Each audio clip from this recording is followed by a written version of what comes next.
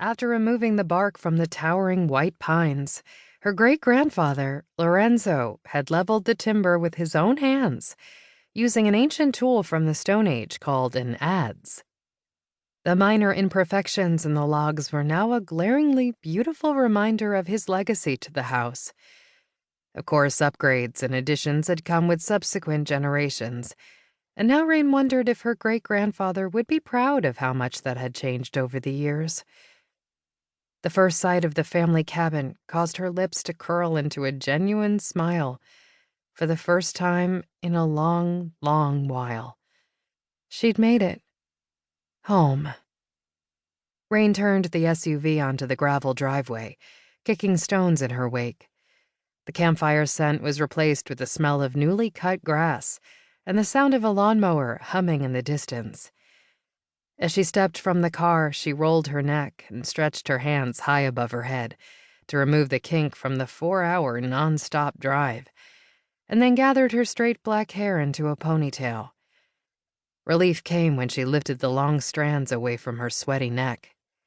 She thought about applying suntan lotion, but thanks to her mother's Mediterranean heritage, her olive skin rarely burned. Instead, her skin would turn golden by summer's end, the kind of golden tan girls from her teen years used to envy. She dropped the thought of lotion and popped a fresh piece of mint gum into her mouth before ambling down the overgrown slope to greet the waterfront. Rain recalled how her family had always abandoned the packed car first thing and headed down to the lake before unloading. Seeing the water was proof that making the 4-hour journey north had been worth it. She wasn't accustomed to long car rides anymore. In the city, she and Max had spent weekends on their feet. They often walked to nearby eateries, outdoor markets, museums, and professional sporting events. The only car time was the commute she had shared with her husband, driving the 25 minutes west to Menominee Falls and the Harley-Davidson corporate office. But that was then, she reminded herself.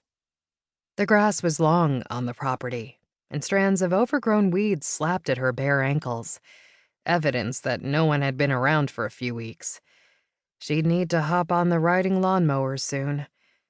But not yet. For now, the lawn could wait.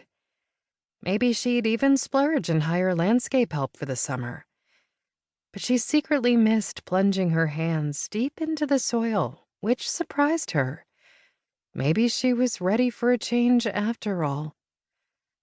The calm lake expressed the opposite of her inner turmoil. The clear blue sky and a few puffy clouds painted a reflective picture in the placid water. Peace filled her, and in that moment, Rain knew that she'd made the right decision.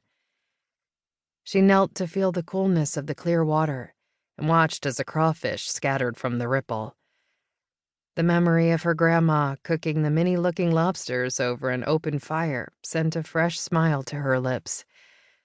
Although she had refused to eat them, it had never stopped her granddad from chasing her around the yard, trying to get her to return to the fire pit to join the others and taste the meat. She loved her grandfather Luis fiercely. He always made her feel like a princess, like she was the most special little girl in the entire world. A rare gift. Rain's smile faded, and she wiped the back of her neck with the cool water, and then stood again to stretch, arching her back in an attempt to remove any remaining stiffness from her spine. She stepped onto the solid wooden pier that extended 75 feet into the open water and noticed the pontoon boat had been delivered and sat waiting, pulled high out of the water onto the boat lift.